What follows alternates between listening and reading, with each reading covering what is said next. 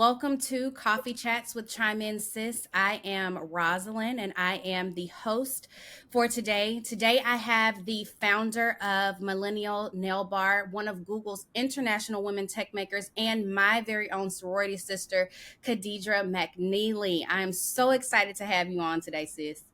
First off, I like how you did that whole run through. It's like I'm touching the fact that she started this. I'm touching this as a Sora. You even threw in the Google International Women. Some people don't even throw that in there. I appreciate that. Put some respect on your name, okay? Let's I, talk about that. and it's probably my So fault because I don't tell people about that. I need to I was probably like, start no, humble bragging on myself. uh, you have all right to brag because yes. So please brag. Yes. So yes, I'm so happy to have you on, sis. How's your day going? It's good. I'm excited to have you back into the mix, right? It's It's been a back in the minute. mix.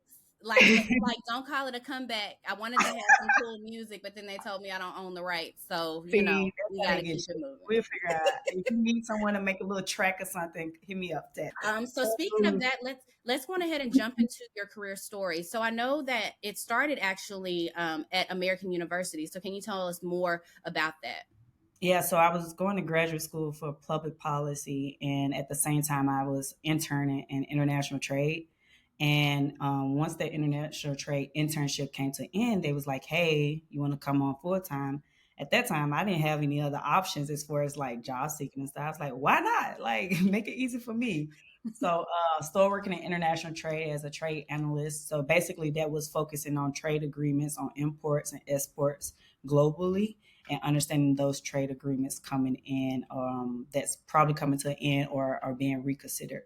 So that was my intro as far as adulthood and in college itself. Awesome, awesome. So, how did your experiences at American University and in your field of study actually impact you in creating the Millennial Nail Bar? Yeah, so it's funny, right? So I was work if you're familiar with DC or major cities like DC, commuting is like crazy.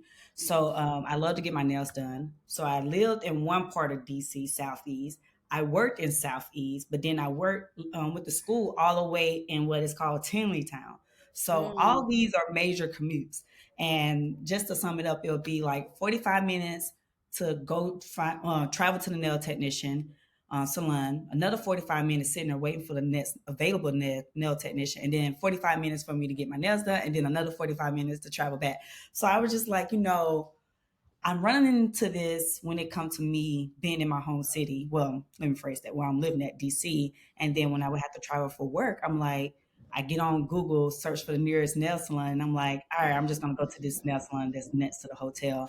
And then it's just like horrible customer service, or I'm just dropping money for something that I did not want. So I'm just like, yeah. how do I bring the nail technician to someone like myself who has a busy schedule? And we just meet at one place, whether it be me on campus or me at my workplace or me at home getting ready to prepare for another trip. So it's just like, how do we bring that nail technician to the customer?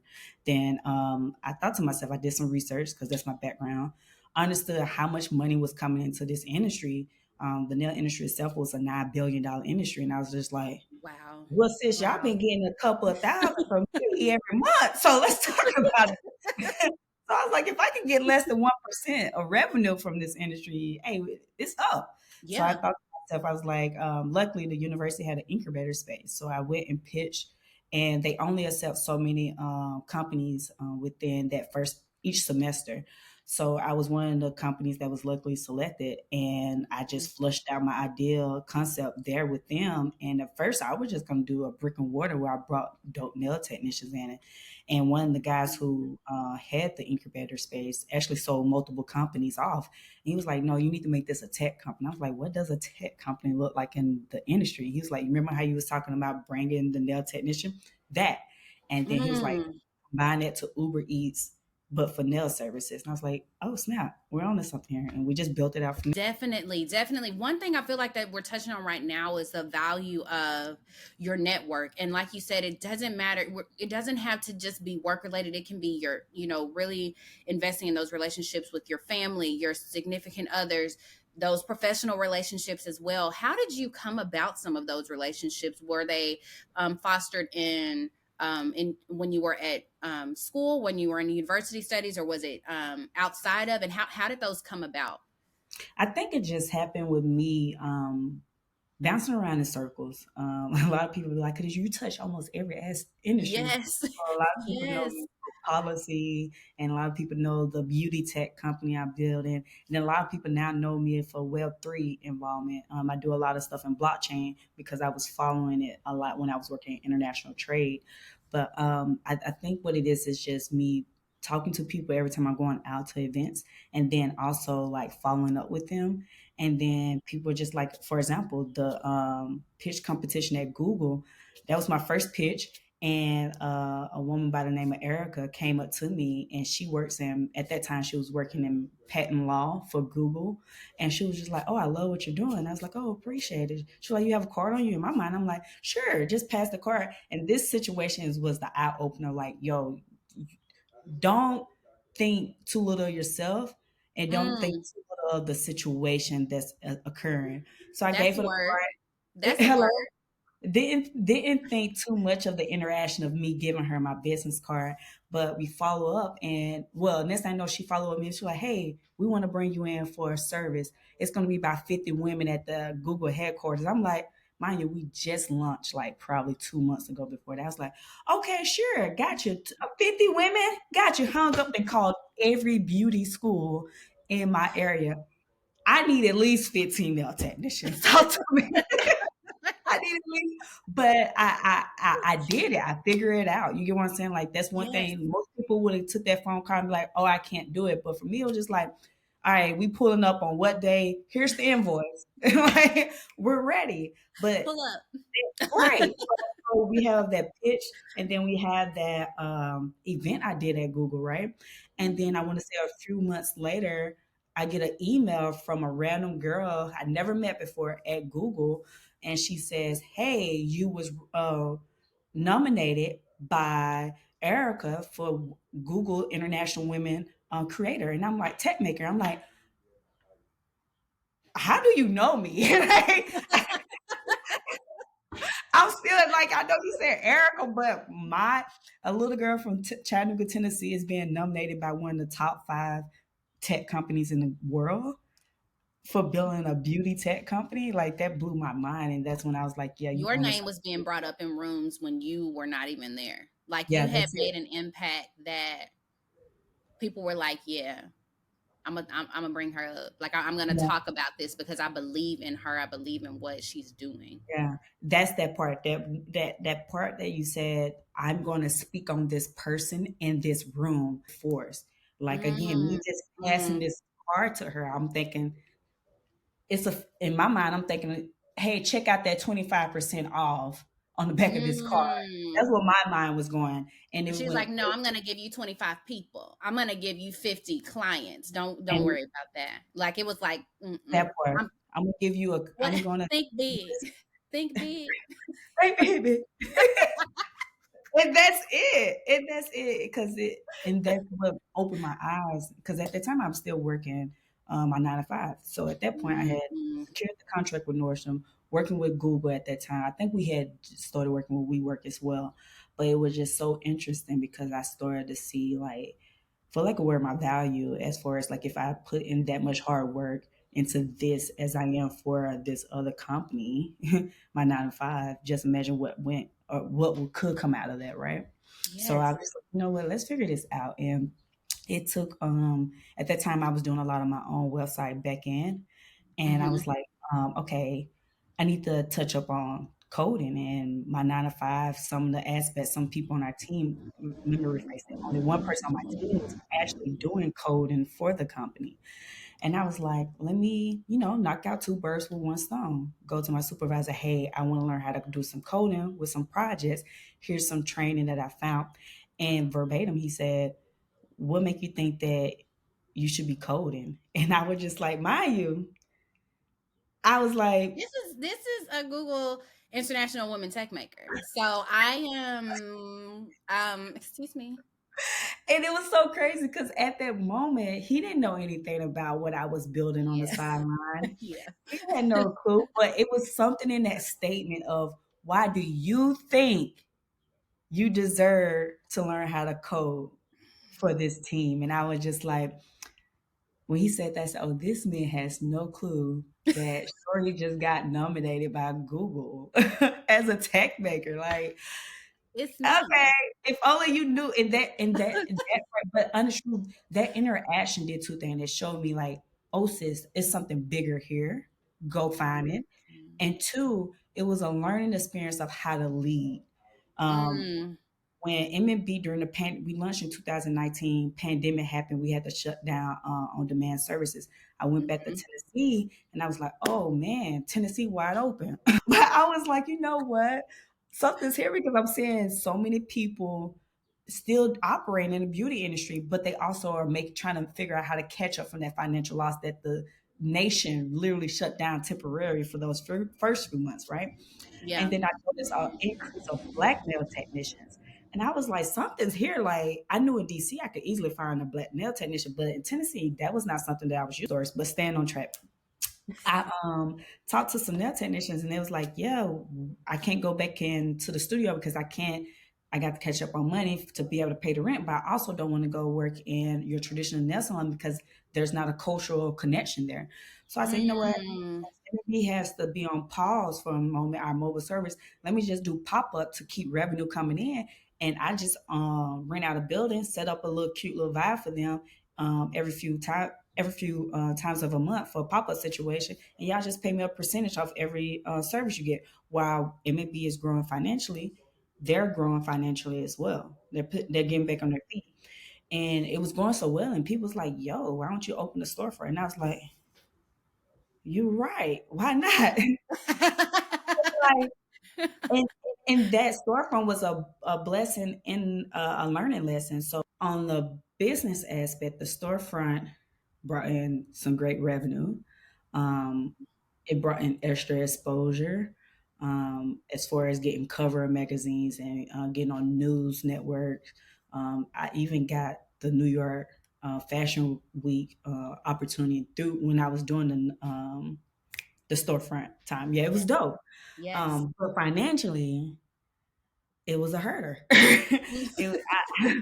I realized like, oh, the expense hit different when it's storefront versus a tech Mm. company. When it was a tech, I was just paying for softwares. I was just paying for t-shirts to send out to the nail test. I was paying for mailing costs. Oh, but when Yeah. it came to this brick and mortar situation, I'm paying for water, literally. I'm paying for lights. I'm paying for electricity. I'm Mm. paying for supplies. I'm paying for if a new trend come out, I had to replace. It was just so expensive. It was so expensive. Mm. Yeah, we was able to scale it up to two locations and within 2 years, but it was just so expensive. So it was a learning curve, another learning curve that I had to encounter as an entrepreneur. But I appreciate it because it was like, oh, I now know what questions to ask when I'm around somebody who says they in finance. Oh, this is my cost of Mm. goods. What do you think is a good way to get X, Y, Z? Like my language changed because I was, even if I didn't know the proper way to ask the question, I'm just gonna ask it to you, and this person gonna be probably asking, when you say this, do you mean X, Y, Z? Thank you for the question. Mm. Now I know what to ask for the next interaction, right? Yeah. I went to the nearby hotels and I started talking to Marriott hotels and it was like, yo, we have this storefront. I mean, yeah, this nail salon down the street, but I know you want to keep your customers on property. Let me tell you how I can be assistance, i.e., your win, because they need to Mm. make extra money. Let me just show you how M&B can be your assistance on making sure we maintain that customer on your property. Let us bring the nail technician in, do nails. They probably order some bottles from room service. And more specifically, they might end up just ordering food afterwards because they're too tired to walk out the hotel and just, it was just trying to figure out is this mobile aspect, can I bring it back and can I hit it hard just like I was doing that first year that we launched the services? So I say, you know what? Let's go back to mobile services.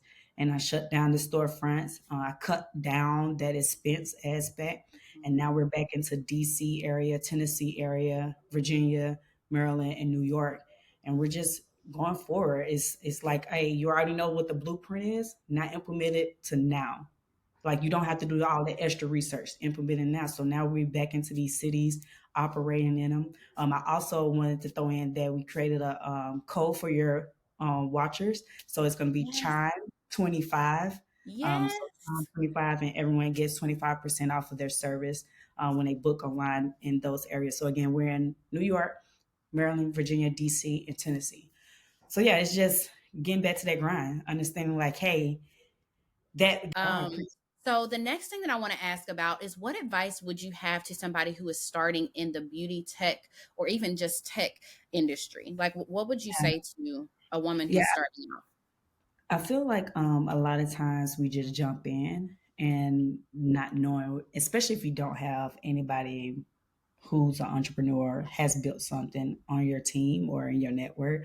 My biggest thing is the research aspect. And I don't know if it's because my background is heavy, my educational background is heavy in research, but I felt like if I didn't do that research, I probably couldn't explain to like my mom or friends why Mm, I'm about to pivot from going to college, going to graduate school, working in international trade, and stepping out to go tap into beauty industry.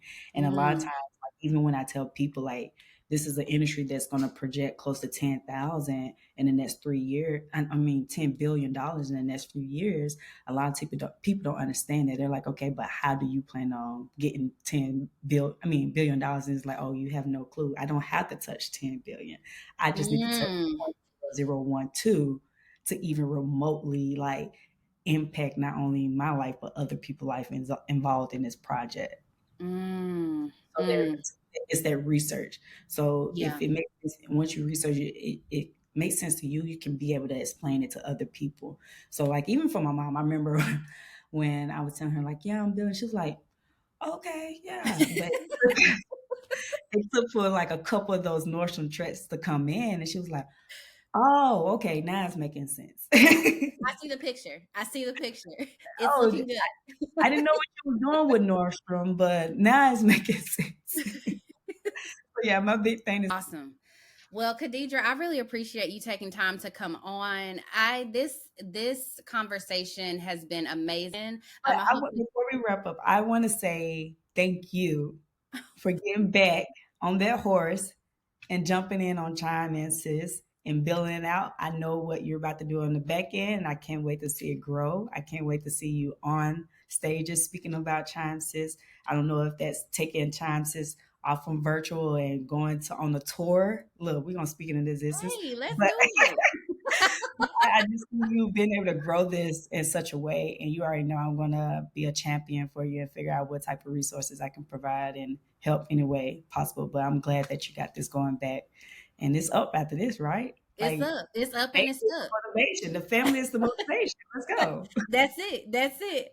Well, thank you so much to everybody that has listened in. I hope that you all have enjoyed this conversation with KaDeadra. If you have any questions for her, please feel free to reach out to her. Also, make sure that you tune in to Chime In Sis. You can follow us on Instagram. You can go to the website, www.chimeinsis.com, or you can follow us on our podcast, which we are officially launching. So thank you all so much. Have a fantastic day. And remember to keep shining, sis.